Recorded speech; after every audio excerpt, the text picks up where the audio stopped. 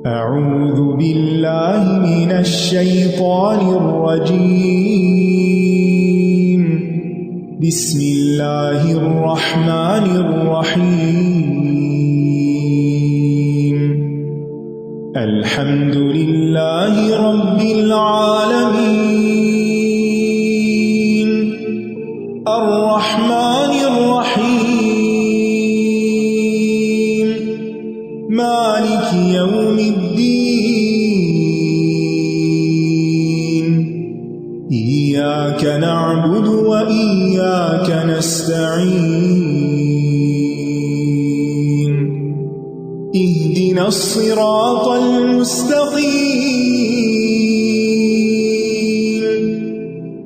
صراط الذین انعمت علیہم غیر المغضوب علیہم ولا الضالین۔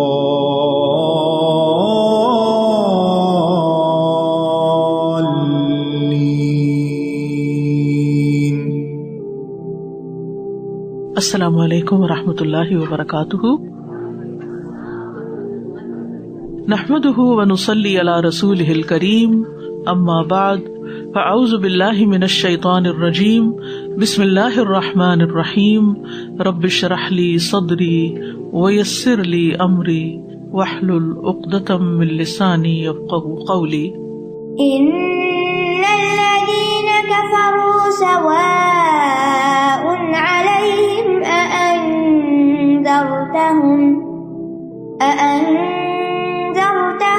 أم لم تنذرهم لا يؤمنون۔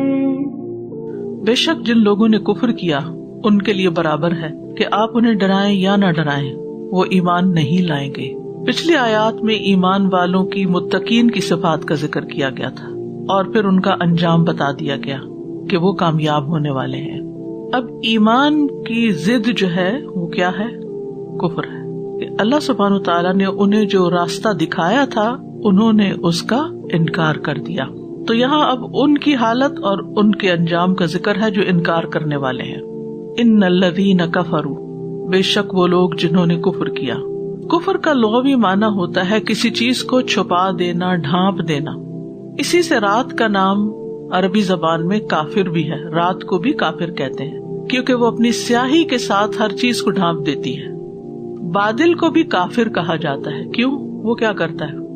سورج کو ڈھانپ دیتا، آسمان کو چھپا دیتا ہے۔ کسان کو بھی کافر کہتے ہیں کیونکہ وہ دانے کو مٹی میں چھپا دیتا ہے۔ اسی سلسلے میں قرآن مجید میں آتا ہے کمثل غیث اعجب الکفار نباتہ، یعنی اس معنی میں قرآن مجید میں یہ لفظ استعمال ہوا ہے کفار بمعنی چھپانے والے کے، یعنی کسان کے۔ اس کی مثال اس بارش کی طرح ہے جس کی نباتات نے کسانوں کو خوش کر دیا۔ تو قرآن مجید میں کسانوں کو بھی کفار کہا گیا ہے، وہاں یہ عام کافر لوگ مراد نہیں ہے۔ تو مطلب یہ ہے کہ ان الذین کفروا، یقیناً وہ لوگ جنہوں نے حق کو ڈھانپ دیا، اس کو چھپا دیا۔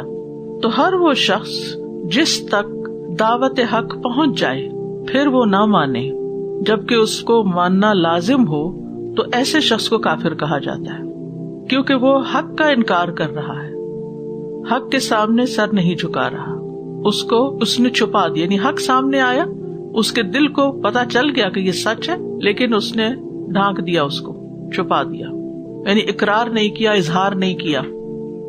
کفر کا شرعی معنی ہوتا ہے اس چیز کا انکار کرنا جو یقینی اور قطعی ہو، جو انبیاء کے ذریعے ہم تک پہنچی ہو۔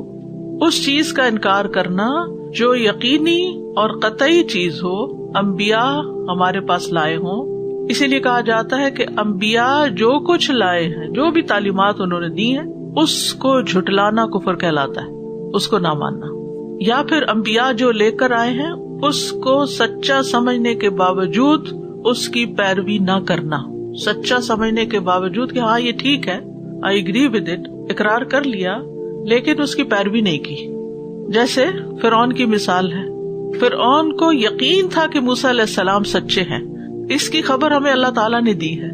سورۃ النمل میں فرمایا وَجَحَدُوا بِهَا وَاسْتَيْقَنَتْهَا أَنفُسُهُمْ ظُلْمًا وَعُلُوًّا، اور انہوں نے ظلم اور سرکشی سے ان کا انکار کیا حالانکہ ان کے دلوں نے یقین کر لیا تھا۔ یعنی فرعون اور اس کے جو حواری تھے ان کے دلوں کو یہ یقین آ گیا تھا. یہ کب آیا تھا؟ جب موسیٰ علیہ السلام نے عصا پھینکا اور اس نے وائپ آؤٹ کر دیا سب چیزوں کو, سب رسیوں اور ہر چیز کو, تو ان کو یقین آ گیا کہ واقعی یہ کوئی جادوگر نہیں ہے. لیکن پھر بھی انہوں نے کیا کیا؟ ظلم اور سرکشی کی وجہ سے انکار کر دیا. جبکہ دوسری طرف جادوگروں نے کیا کیا؟ مان لیا.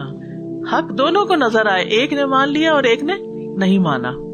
اسی طرح اللہ تعالیٰ نے یہ بات موسیٰ علیہ السلام کی زبان سے قرآن میں کہی, قال لقد علمت ما انزل هؤلاء الا رب السماوات والارض. اس نے کہا یقیناً تم جانتے ہو کہ انہیں آسمانوں اور زمین کے رب نے واضح نشانیاں بنا کر اتارا ہے.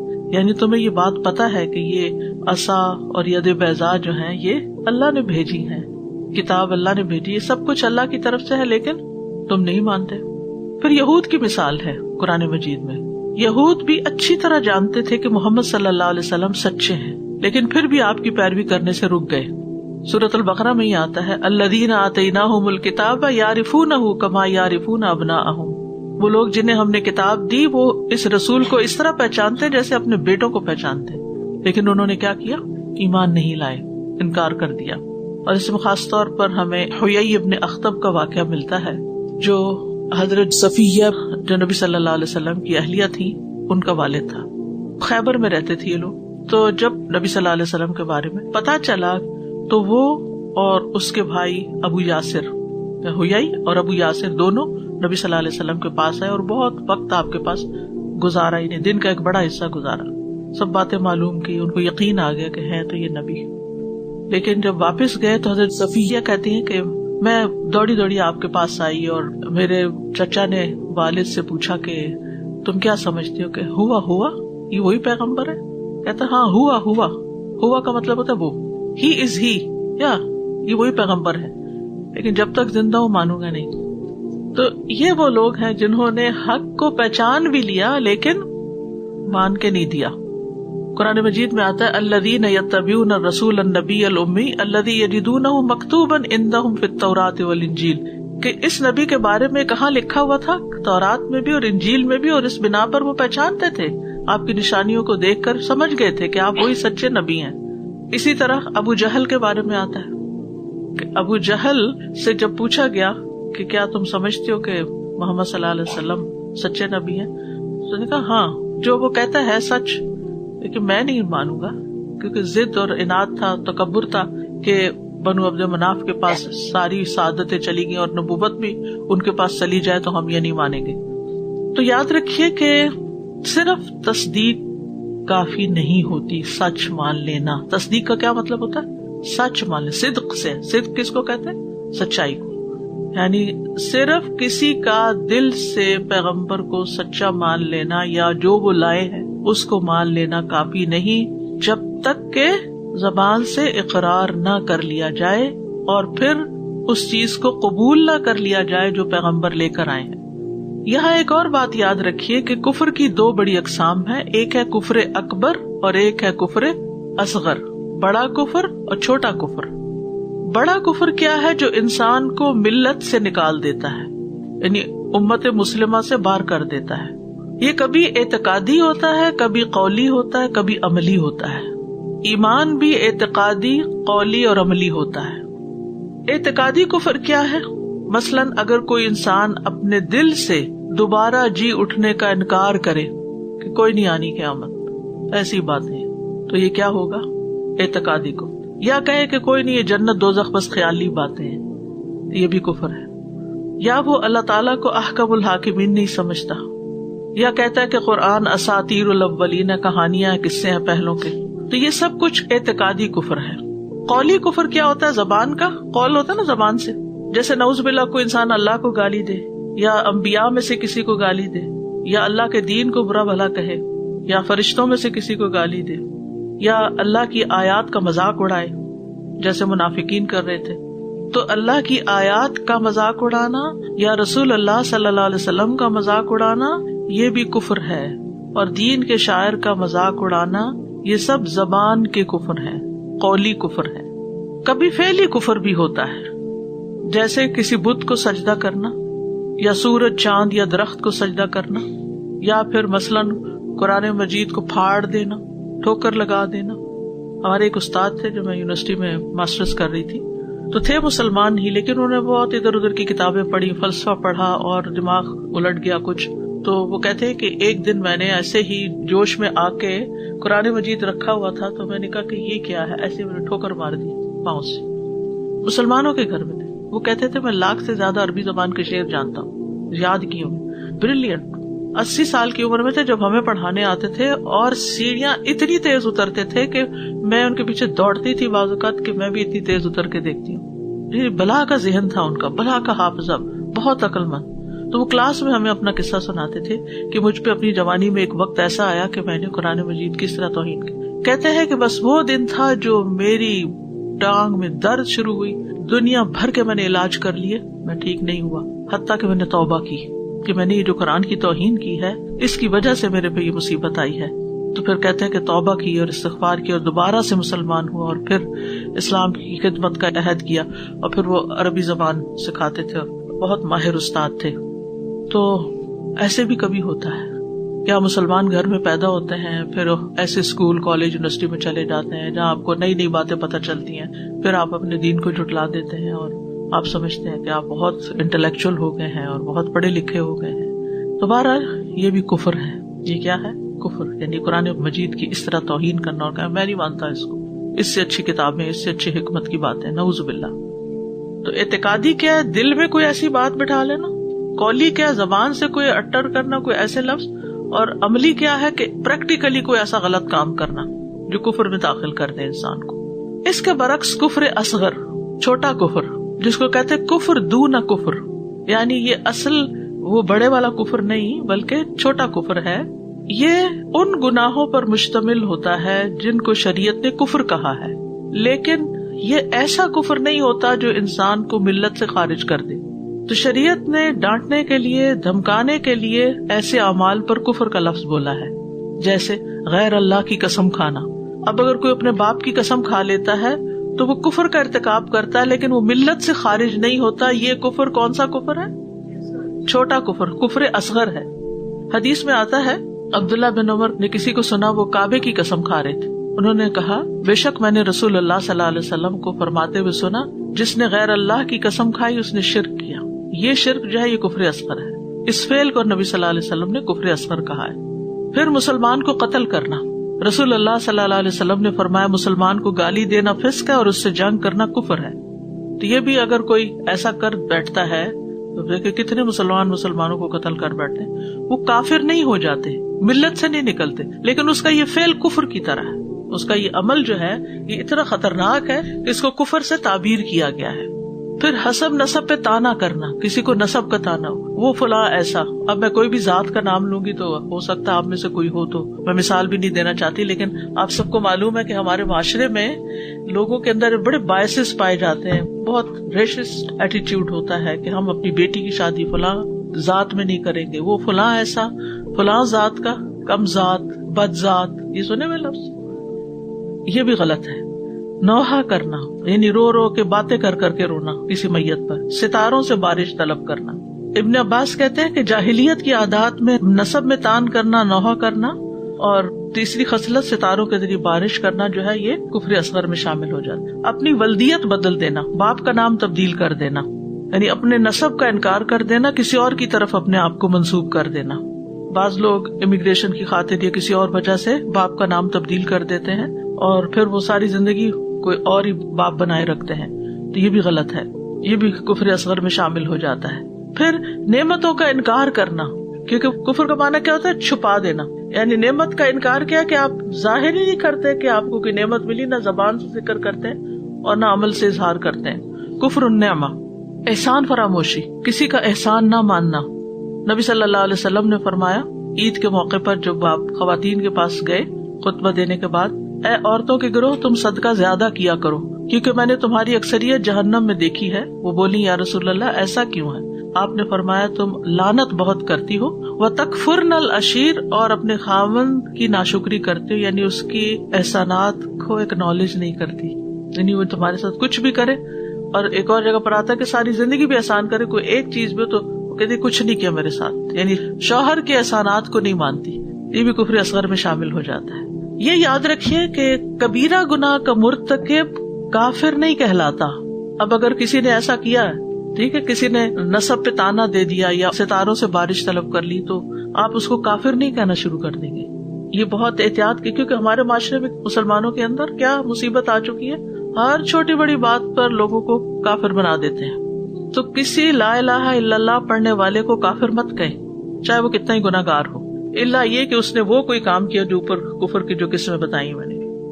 مثال کے طور پر اگر کوئی زانی ہے یا چور ہے یا شرابی ہے تو اس کو ناقص الایمان کہیں گے کہ اس کا ایمان ناقص ہے، لیکن کافر نہیں کہیں گے. خوارج کا نام شاید سنا ہو، ایک فرقہ تھا وہ، یعنی جو بھی کوئی ایسا گناہ کا کام کر لیتا تو اس کو کیا کہتے، کافر ہے. رسول اللہ صلی اللہ علیہ وسلم نے فرمایا جس نے اپنے بھائی کو کہا اے کافر تو ان دونوں میں سے ایک کافر ہو گیا. کسی کو کافر مت کہے. ٹھیک ہے. اس آیت میں ان الذین کفروا سے مراد کفر اکبر ہے. یاد رکھیے کبھی قرآن کی تفسیر کرنی پڑے یا کسی سے سن رہے ہو تو مراد اس سے کون سا کفر ہے؟ کفر اکبر ہے. یعنی اللہ کو نہ ماننا، رسولوں کو نہ ماننا. یہ چھوٹے موٹے گناہ کرنے والوں کے بارے میں بات نہیں ہو رہی. تو جو لوگ کفر کرتے ہیں ان الذین کفروا، تو پھر ان کا انجام خسارہ ہی خسارہ ہے. ان کے اعمال ضائع ہو جاتے ہیں، ان پر اللہ کا غضب نازل ہوتا ہے، وہ گمراہی میں دور چلے جاتے ہیں. ایسے لوگوں کی پھر دعائیں بھی قبول نہیں ہوتی. وما دعاء الکافرین الا فی ضلال، وہ ہدایت سے محروم ہو جاتے ہیں. وان اللہ لا یہدی القوم الکافرین، کیونکہ انہوں نے حق کو پہچان لیا اور اس کا انکار کر دیا تو پھر اللہ تعالیٰ بھی ان کو ہدایت نہیں دیتا. ایسے لوگ قیامت کے دن بڑی ندامت اور حسرت کا شکار ہوں گے. وقالوا لو كنا نسمع او نعقل ما كنا في اصحاب السعیر، کاش ہم سنتے حق کو اور سمجھتے تو ہم آج جہنم والوں میں شامل نہ ہوتے. اور جب یہ لوگ جہنم میں جائیں گے تو وہاں بھی ایک دوسرے سے جھگڑیں گے. وہ کہیں گے تم نے ہمیں گمراہ کیا، ہم تمہاری وجہ سے حق کی طرف نہیں آئے. تو کفر سے پناہ مانگنی چاہیے. نبی صلی اللہ علیہ وسلم اپنی صبح و شام کی دعاؤں میں 3 بار پناہ مانگتے تھے. اللہم انی اعوذ بک من الکفر والفقر، اللہم انی اعوذ بک من عذاب القبر، لا الہ الا انت. صبح اور شام 3 دفعہ آپ کفر سے پناہ مانگتے تھے. یہ اتنی خراب چیز ہے کیونکہ اس کا انجام خسارہ ہے. اسی طرح آپ یہ دعا بھی پڑھتے تھے اللہم انی اعوذ بک من الکفر والفقر، اللہم انی اعوذ بک من عذاب القبر، لا الہ الا انت. تو ان الذین کفروا، اب ساری پکچر واضح ہو گئی کہ کن کی بات ہو رہی ہے. کفر اکبر کی بات ہو رہی ہے اور ان کا انجام بھی سامنے آ گیا. اور خاص بات کیا کہ مسلمانوں کو کافر نہیں کہتے. سواء علیہم اانذرتہم ام لم تنذرہم لا یؤمنون. سواء علیہم، ان کے لیے برابر ہے، یکساں ہے. اانذرتہم، خواہ آپ انہیں ڈرائیں، ام لم تنذرہم یا نہ ڈرائیں. مطلق ڈرانے کو انذار نہیں کہتے.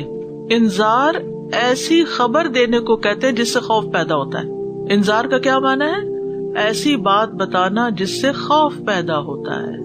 تو بعض ترجمے میں آتا ہے کہ آپ انہیں ڈرائیں یا نہ ڈرائیں، لیکن اصل معنی خبردار کرنا ہے.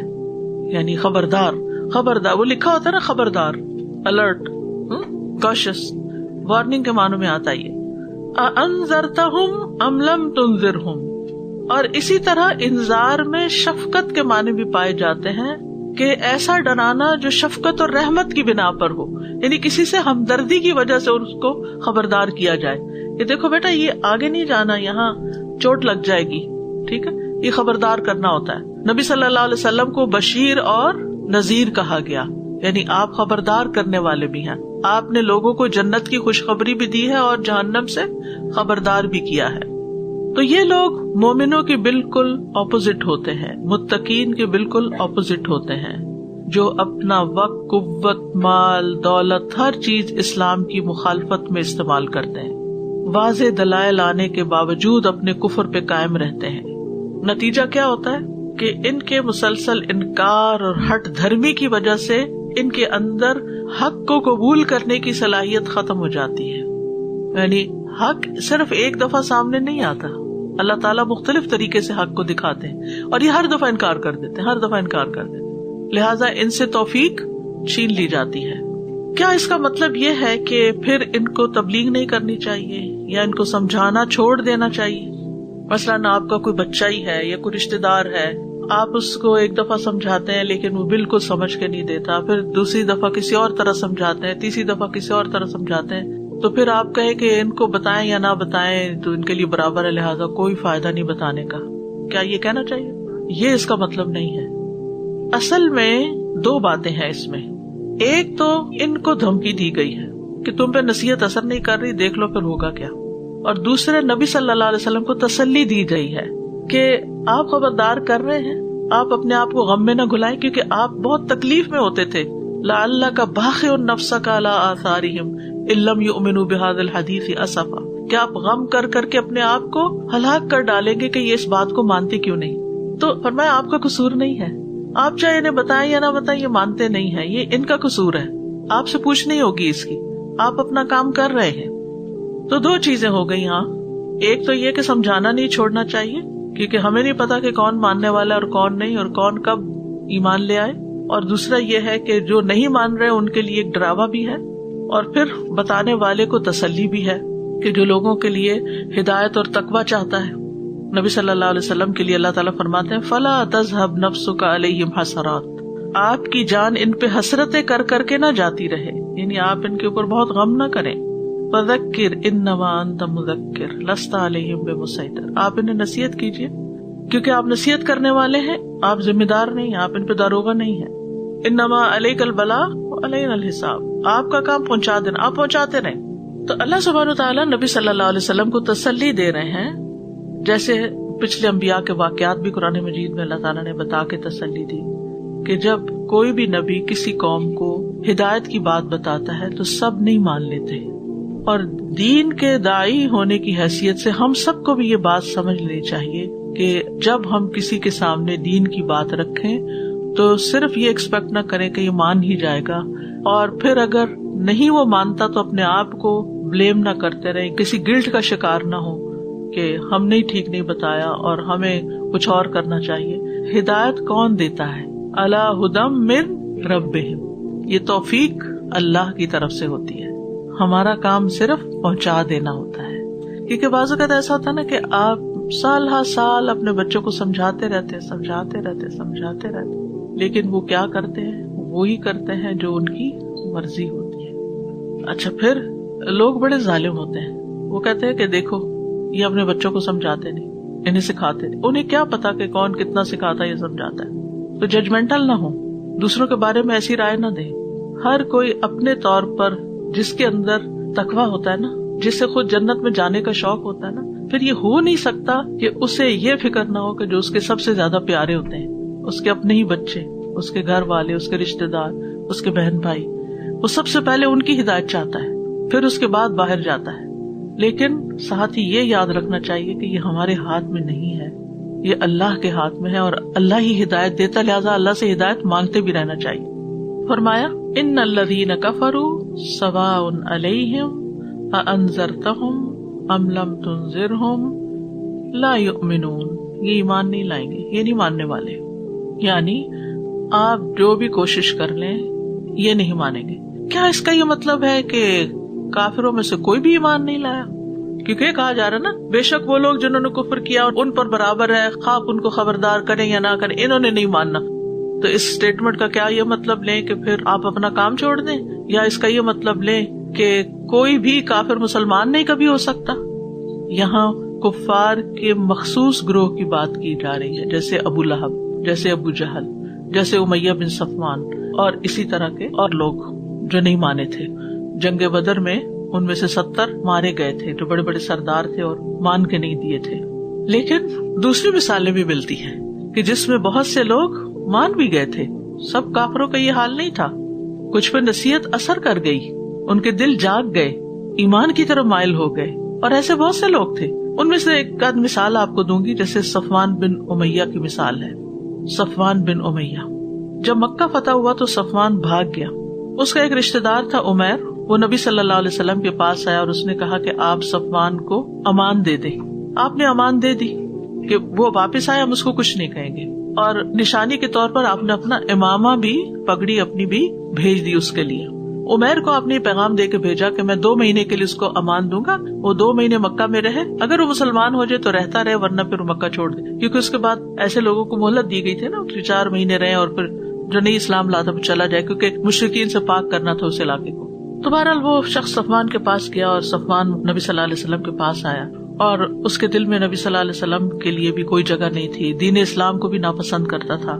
جب غزوہ حنین ہوا مکہ فتح ہونے کے فوراً بعد, تو نبی صلی اللہ علیہ وسلم نے اس سے کچھ زریں مانگی تھی. تو انہوں نے کہا کہ آپ غصباً لے رہے ہیں, یعنی زبردستی مجھ سے لے رہے ہیں. آپ نے کہا نہیں, میں ادھاری لے رہا ہوں, میں واپس آ کے تمہیں دے دوں گا.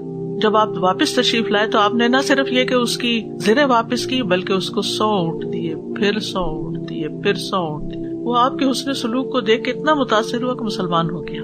تو آپ صلی اللہ علیہ وسلم کا کتنا بڑا دل تھا نا, کہ جو شخص آج تک نہیں مان رہا تھا اور پھر امان بھی دی, اپنا امامہ بھی دیا, سب کچھ کیا, نہیں مان رہا, پھر بھی آپ اس کو اونٹ دے رہے ہیں, پھر بھی آپ اس پر احسان کر رہے ہیں. اگر ہمارا یہ اخلاق ہو جائے نا کہ جو لوگ ہمارے ساتھ زیادتی کرتے پھر بھی ہم ان کے ساتھ اچھا کریں, تو پتہ نہیں دین کہاں کہاں تک پھیل جائے. تو بہرحال اس نے کہا کہ میں اسلام میں رغبت رکھتا ہوں, اور کہنے لگا کہ آج تک مجھے رسول اللہ صلی اللہ علیہ وسلم سب سے زیادہ مبعوث تھے اور آج مجھے سب سے زیادہ محبوب ہے. تو نبی صلی اللہ علیہ وسلم کا اخلاق اس پر اثر کیا. اسی طرح اکرمہ بن ابی جہل کی مثال ہے. جب نبی صلی اللہ علیہ وسلم نے مکہ فتح کر لیا تو بھاگ گئے مکہ سے, اور پھر جا کے کشتی میں بیٹھ کے کہا میں تو جزیرۃ العرب ہی چھوڑ کے جا رہا ہوں, میں نہیں یہاں نہیں رہنا, کیونکہ اسلام آ گیا. اسلام سے نفرت ہے, ابو جہل کا بیٹے تھے. لیکن پھر کیا ہوا, کشتی ڈوبنے لگی جس کشتی میں تھے, تو سارے لوگ اللہ کو پکارنے لگے, کہنے لگے کہ یہی تو وہ چیز تھی جس کی طرف نبی صلی اللہ علیہ وسلم دعوت دینے لگے تھے. تو وہ کشتی جب طوفان میں گر گئی, اور پھر وہاں سے اس نے کہا کہ اگر مجھے نجات ملی تو میں جا کے محمد صلی اللہ علیہ وسلم کے ہاتھ پر اسلام لے آؤں گا. اس کا دل وہاں کھل گیا اور وہ مسلمان ہو گیا. اور آپ کو معلوم ہے کہ کتنا وہ اسلام کے لیے پھر فائدہ مند ثابت ہوئے, اور پھر غزوہ یرموک میں شہید بھی ہو گئے. تو یہاں مراد کفار کا مخصوص گروہ, اسپیسیفک لوگ ہیں, سارے کافر مراد نہیں ہیں. یہ وہ لوگ ہیں جن پر قرآن کی حقیقت, نبی صلی اللہ علیہ وسلم کی حقیقت پوری طرح واضح ہو گئی تھی, لیکن ہٹ دھرمی کی وجہ سے, تکبر کی وجہ سے, حسد کی وجہ سے, ضد کی وجہ سے آپ کی مخالفت کر رہے تھے. اور یہ مشرکین مکہ میں سے بھی تھے اور یہود میں سے بھی. قرآن مجید میں آتا ہے وَلَوْ أَنَّنَا نَزَّلْنَا إِلَيْهِمُ الْمَلَائِكَةَ وَكَلَّمَهُمُ الْمَوْتَى وَحَشَرْنَا عَلَيْهِمْ كُلَّ شَيْءٍ قُبُلًا مَا كَانُوا لِيُؤْمِنُوا إِلَّا أَن يَشَاءَ اللَّهُ وَلَكِنَّ أَكْثَرَهُم يَجْهَلُونَ. یہ وہ لوگ ہیں, یہ اسپیسیفک گروپ کون سا ہے؟ اگر واقعی ہم ان کی طرف فرشتے اتار دیتے, ڈائریکٹ ان کے پاس فرشتے بھیجتے, وَكَلَّمَهُمُ الْمَوْتَى, اور مردے قبروں سے نکل کے ان کو بتاتے کہ مرنے کے بعد ہم نے دیکھ لیا ہے, سزا عذاب سب کچھ قبر کے اندر فرشتے وغیرہ دیکھ لیا, یہ سچی باتیں ہیں. وہ نکل کے بھی ان کو خبردار کرتے, اور ہم ان کے سامنے ہر چیز لا کے جمع کر دیتے. سمندر کی مچھلیاں ان کو آ کے تبلیغ کرتی, اور جنگل کے شیر اور جانور آ کے ان کے سامنے ان کو ہدایت کی بات کرتے, تو بھی یہ ایمان نہیں لانے والے تھے. کیونکہ ضد ہے نا, جو شخص ضد میں آ جاتا ہے اور جو کہتا ہے میں نہ مانوں, پھر اس کو کوئی نہیں سمجھا سکتا. اور میں یہ ایسے نہ تھے کہ ایمان لاتے, مگر یہ کہ اللہ چاہے, لیکن ان کے اکثر جہالت برتتے ہیں. تو اس آیت سے یہ پتہ چلتا ہے کہ جو نصیحت قبول نہیں کرتا, اللہ کی طرف متوجہ نہیں ہوتا, پھر اس کو نصیحت فائدہ نہیں دیتی اور وہ ایمان نہیں لاتا. سورۃ یاسین میں بھی آتا ہے وَسَوَاءٌ عَلَيْهِمْ أَأَنذَرْتَهُمْ أَمْ لَمْ تُنذِرْهُمْ لَا يُؤْمِنُونَ. یہی بات وہاں بھی کی گئی ہے. سورۃ یاسین سے ہی پتہ چلتا ہے کہ ڈرانا, خبردار کرنا کس کو فائدہ دیتا ہے. انما تنذر من اتبع الذکر وخشی الرحمن بالغیب فبشرہ بمغفرۃ واجر کریم. بے شک آپ تو اسی کو ہی ڈرا سکتے ہیں جو نصیحت کی پیروی کرے اور رحمان سے غائبانہ طور پر ڈرے, بس آپ اسے بخشش اور عزت والے اجر کی خوشخبری دے دیجیے. تو واضح ہو گئی یہ آیت. ختم اللہ علی قلوبہم وعلی سمعہم وعلی ابصارہم غشاوہ وَلَهُمْ عَذَابٌ عَظِيمٌ. اللہ نے ان کے دلوں اور ان کے کانوں پر مہر لگا دی ہے, اور ان کی آنکھوں پر پردہ ہے, اور ان کے لیے بہت بڑا عذاب ہے. تو اللہ تعالیٰ نے یہاں ان رکاوٹوں کا ذکر کر دیا جو ان کو ایمان لانے میں مانے ہیں. پہلی چیز, ختم اللہ علی قلوبہم. ختمہ سے مراد مہر ہے, اللہ نے مہر لگا دی. یعنی جب انسان کسی چیز کو بند کر دیتا ہے, اس کو تالا لگا دیتا ہے کہ کوئی چیز اس کے نہ اندر جائے نہ باہر, تو یہاں یہی حالت ہے ان کے دلوں کی کہ نہ اس میں خیر جاتی ہے اور نہ وہاں سے خیر نکلتی ہے، لاک کر دی گئی۔ اور قلوب قلب کی جمع ہے، قلب الٹ پلٹ ہونے کو کہتے ہیں، اور دل کو بھی قلب اس لیے کہا گیا کہ اس کی حالت بدلتی رہتی ہے۔ سوال یہ پیدا ہوتا ہے کہ اگر اللہ نے ہی مہر لگا دی ان کے دلوں پر تو پھر ان کا تو قصور نہیں۔ بات یہ ہے کہ ان کو خبردار کیا گیا تھا، انہوں نے حق کو پہچان لیا تھا، لیکن ضد کی وجہ سے انکار کیا، تو اب سزا مل رہی ہے ان کو دنیا میں کہ ان سے توفیق چھین لی گئی ہے۔ قرآن مجید میں آتا ہے فَلَمَّا زَاغُوا أَزَاغَ اللَّهُ قُلُوبَهُمْ، جب وہ ٹیڑھے ہو گئے تو اللہ نے ان کے دل ٹیڑھے کر دیے۔ یعنی جب انسان خود ہدایت نہیں لینا چاہتا تو پھر اللہ سبحانہ تعالیٰ بھی اس سے توفیق چھین لیتا ہے۔ یعنی اگر انسان گمراہی کا رستہ اختیار کرنا چاہتا ہے تو اللہ تعالیٰ اس کو گمراہی کے رستے میں ڈھیل دے دیتا، جاؤ چلتے جاؤ۔ اگر انسان اندھا پن اختیار کرتا ہے، حق کو دیکھنا ہی نہیں چاہتا، غفلت برتتا ہے، تو اللہ تعالیٰ اس میں اس کو ڈھیل دے دیتا ہے، کیونکہ یہ دنیا کی زندگی انسان کے لیے مہلت ہے، وہ جو کرنا چاہتا ہے اس کو اللہ تعالیٰ موقع دیتا ہے۔ تو ہوتا یہ ہے کہ شیطان انسان کے برے اعمال کو خوشنما بنا کر دکھاتا ہے، پھر شیطانوں کے لشکر انسانوں میں سے اور جنوں میں سے اس کو گمراہی کے رستے کی طرف بلاتے ہیں، اس کی خواہشات اور شہوات ہوتی ہیں۔ اسی طرح بعض اوقات حب الریاسہ ہوتی ہے۔ حب الریاسہ کا مطلب ہے کسی بادشاہت کی حرص، منصب کا حصول۔ اس کی کیا مثال ہے؟ اس میں دو مثالیں آپ کو دوں گی۔ ایک شاعر تھا عربی کا، آشا اس کا نام تھا، آشا، ٹھیک ہے؟ تو وہ نکلا اپنے قبیلے سے اور نبی صلی اللہ علیہ وسلم کی طرف آ رہا تھا، تو کہنے لگا کہ میں مسلمان ہونا چاہتا ہوں۔ تو راستے میں لوگوں نے اس کو روکا، دیکھو تم مسلمان نہ ہونا، کیونکہ اگر تم مسلمان ہوئے تو تمہیں دن میں 5 نمازیں پڑھنی پڑیں گی۔ تو اس نے کہا کوئی بات نہیں، اللہ کا حق ہے، پڑھ لوں گا۔ پھر انہوں نے کہا کہ تمہیں اپنے مال میں سے صدقہ بھی کرنا پڑے گا، زکات دینی پڑے گی۔ اس نے کہا کوئی بات نہیں، یہ تو اچھی بات ہے نا، غریبوں کی مدد کرنا۔ تو انہوں نے کہا کہ تمہیں وہ زنا سے بھی روکیں گے۔ کہنے لگا میں بوڑھا آدمی ہوں، مجھے اس کی ضرورت نہیں۔ کہنے لگے وہ تمہیں شراب سے بھی روکیں گے۔ کہنے لگا شراب، اچھا میں ایسا کرتا ہوں، ابھی جاتا ہوں واپس، 1 سال خوب شراب پیتا ہوں، پھر میں واپس جا کر مسلمان ہو جاؤں گا۔ اور جو ہی وہ گھر پہنچا، گرا، مر گیا، مسلمان نہیں ہوا۔ تو بعض اوقات خواہشات انسان کو اسلام قبول نہیں کرنے دیتی۔ اسی طرح حب الریاسہ، ہرقل، بخاری میں طویل حدیث آتی ہے ہرقل کے بارے میں کہ جب اس تک نبی صلی اللہ علیہ وسلم کا پیغام پہنچا، آپ کا خط پہنچا، تو اس نے پہچان لیا کہ یہ سچے نبی ہیں اور اسلام کی طرف رغبت بھی ظاہر کی۔ لیکن جب اس نے دیکھا کہ اس کی جو رعایا ہے، یعنی جو اس کے جو سردار تھے، اس کے آس پاس کے لوگ، وہ ناراض ہوئے اور اس کو چھوڑ کے نکلنے لگے، انہوں نے ایک طرح سے بغاوت کر دی، تو اس نے کہا نہیں، میں تو تمہیں ٹیسٹ کر رہا تھا، ڈر گیا کہ میری بادشاہت چلی جائے گی۔ تو بعض اوقات یہ دنیا کی لالچ، دنیا کی چیزیں انسان کی ہدایت کے راستے میں رکاوٹ بن جاتی ہیں۔ بہت سے لوگ، ہمیں کفار کی بات نہیں کریں، خود مسلمان قرآن کیوں نہیں پڑھتے، قرآن کلاس میں کیوں نہیں آتے، کیا کہتے ہیں؟ پھر ہمیں عمل کرنا پڑ جائے گا، پھر ہمیں حجاب کرنا پڑ جائے گا، پھر ہمیں یہ بھی چھوڑنا ہوگا، وہ بھی، یہ بڑا مشکل ہے، ہم اس کے بغیر ہی ٹھیک ہے۔ تو اب اس میں اللہ تعالیٰ کا قصور ہے، یہ تو آپ کی اپنی چوائس ہے کہ آپ نہیں خود چاہتے، تو پھر کیا اللہ تعالیٰ زبردستی توفیق دے کہ نہیں تم نہیں چاہتے لیکن میں چاہتا ہوں کہ تم اسی راستے پہ چلو؟ راستہ تو اللہ نے دکھا دیا، علم تو آ گیا، لیکن توفیق نہیں ہوئی ایمان لانے کی اور ہدایت حاصل کرنے کی۔ تو جب انسان کفر پہ کفر اختیار کرتا ہے تو پھر دلوں میں مہر لگ جاتی ہے، پھر اثر بھی نہیں ہوتا کسی بات کا۔ بل طبع اللہ علیہا بکفرہم، پھر وہ حق بات سنتے بھی نہیں۔ فأعرض اکثرہم فہم لا یسمعون، تو ہدایت اس کو ملتی ہے جو ہدایت کا طالب ہوتا ہے، کہیں اس کے دل کے گوشے میں ہدایت کے لیے محبت ہوتی ہے، وہ کوشش بھی کریں۔ والذین جاہدوا فینا لنہدینہم سبلنا، جو لوگ ہمارے راستے میں محنت کریں گے، جدوجہد کریں گے، ہم انہیں ضرور اپنا راستہ دکھائیں گے، راستے دکھائیں گے، صرف راستہ نہیں۔ وعلی سمعہم، اور ان کے کانوں پر بھی مہر لگی ہوئی ہے، سنتے بھی کچھ نہیں۔ سمع جو ہے مفرد ہے لیکن جمع کے معنوں میں استعمال ہوا ہے، لفظ سنگولر ہے لیکن ترجمہ اس کا کانوں کیا جاتا ہے، یعنی ان کے کان حق سننے سے پردے میں ہیں۔ کیوں؟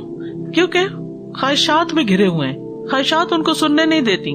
جیسا کہ ایک جگہ پر آتا ہے افرأیت من اتخذ الہہ ہواہ واضلہ اللہ علی علم وختم علی سمعہ وقلبہ وجعل علی بصرہ غشاوہ فمن یہدیہ من بعد اللہ افلا تذکرون۔ مطلب اس کا یہ ہے، پھر کیا آپ نے اس شخص کو دیکھا جس نے اپنا معبود اپنی خواہش کو بنا لیا اور اللہ نے اسے علم کے باوجود گمراہ کر دیا، یعنی ہدایت ارشاد تو ہو گئی تھی، علم آ گیا تھا، لیکن پھر بھی وہ عملی ہدایت کی طرف نہیں آیا اور اس کے کان اور دل پہ مہر لگا دی، آنکھ پہ پردہ ڈال دیا، اس کے بعد پھر اسے کون ہدایت دے گا اللہ کے بعد؟ کیا تم نصیحت حاصل نہیں کرتے؟ ایک رائے یہ بھی ہے کہ بصر اور سمع اکٹھا ہے اور قلوب الگ ہے، لیکن زیادہ تر یہی ہے کہ ختم اللہ علی قلوبہم وعلی سمعہم اور پھر وعلی ابصارہم غشاوہ، آنکھوں پہ پردہ پڑا ہوا ہے، یعنی آنکھوں سے نظر کچھ نہیں آتا، جیسے آتا نا واللیل اذا یغشا، قسم ہے رات کی جب وہ چھا جاتی ہے، یعنی ڈھانپ لیتی ہے، کچھ نظر نہیں آتا۔ اب یہاں پر آپ دیکھیں کہ سمع کو سنگولر رکھا گیا اور قلوب اور ابصار کو جمع رکھا گیا، تو مفسرین کہتے ہیں کہ سمع جو ہے یہ مصدر ہے اور مصدر جمع نہیں ہوتا، ایک رائے یہ ہے۔ دوسرا قول یہ ہے کہ اس سے مراد سمع کل واحد منہم، ان میں سے ہر ایک کے کان ہیں۔ جسے کہا جائے کہ میرے پاس 2 بکروں کا سر لایا جائے، تو اس کا یہ مطلب نہیں ایک سر لایا جائے، 2 بکروں کا سر لایا جائے یعنی 2 سر لائے جائے۔ سمع کو پہلے کیوں لایا گیا، یہ بھی ایک دلچسپ بات ہے۔ بصر سے پہلے سمع لایا گیا، کان کی بات پہلے کی گئی، سننے کی بات۔ کہتے ہیں کہ اس کی ایک وجہ یہ ہے کہ انسان ہر طرف سے سن سکتا ہے، پیچھے سے بھی آگے سے بھی، جبکہ آنکھ سے دیکھنا صرف سامنے کی طرف ہوتا ہے۔ آپ اندھیرے میں بھی سن سکتے ہیں، جبکہ دیکھتے آپ صرف روشنی میں ہیں۔ پھر اسی طرح اگر کسی کا کان باہر کا کٹ بھی جائے تب بھی سن سکتا ہے، لیکن آنکھ اگر نکل جائے تو دیکھ نہیں سکتا۔ وَلَهُمْ عَذَابٌ عَظِيمٌ، اور ان کے لیے بہت بڑا عذاب ہے۔ اور یہ بڑا عذاب کون سا ہے؟ کون سا عذاب ہے؟ جہنم کا عذاب، بہت بڑا عذاب ہے۔ متقین کا انجام کیا تھا؟ مفلحون تھے، اور کفار کا انجام کیا ہے؟ بڑا عذاب۔ تو اس سے یہ پتہ چلتا ہے کہ جیسے انسان کے عمل ہوتے ہیں ویسے ہی اس کا انجام ہوتا ہے۔ پھر یہ کہ دل انسان کے جسم کا بڑا قیمتی حصہ ہے، اگر انسان اس سے حق قبول نہیں کرتا تو پھر خسارے میں ہے۔ اور حق کے لیے سینے کا کھل جانا اللہ کا بہت بڑا احسان ہے کہ دل کھل جائے اور پھر انسان اس کو قبول کر لے اور پھر اس سے محبت کرے۔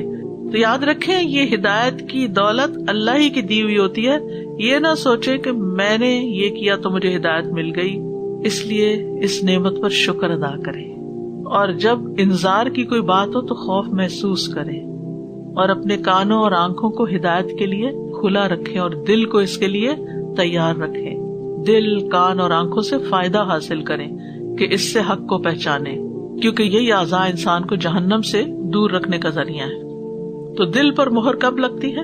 کفر اور اناد کی وجہ سے، انبیاء کو جھٹلانے کی وجہ سے، آیات سے نصیحت حاصل نہ کرنے کی وجہ سے، لا علمی کی وجہ سے، پے در پے گناہ کرنے کی وجہ سے۔ یعنی جب اوپر تلے گناہ جمع ہو جاتے ہیں نا دل پر، تو دل کو بند کر دیتے ہیں، ڈھانپ لیتے ہیں۔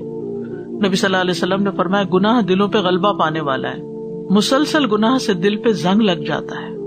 اسی طرح فرائض سے پیچھے رہنے سے بھی دل پہ مہر لگ جاتی ہے۔ نبی صلی اللہ علیہ وسلم نے فرمایا لوگ جمعہ چھوڑنے سے باز آ جائیں ورنہ اللہ ان کے دلوں پر مہر لگا دے گا، پھر وہ غافلوں میں سے ہو جائیں گے۔ پھر خواہش پرستی سے، یہ ہدایت کے راستے کی رکاوٹیں میں آپ کو بتا رہی ہوں۔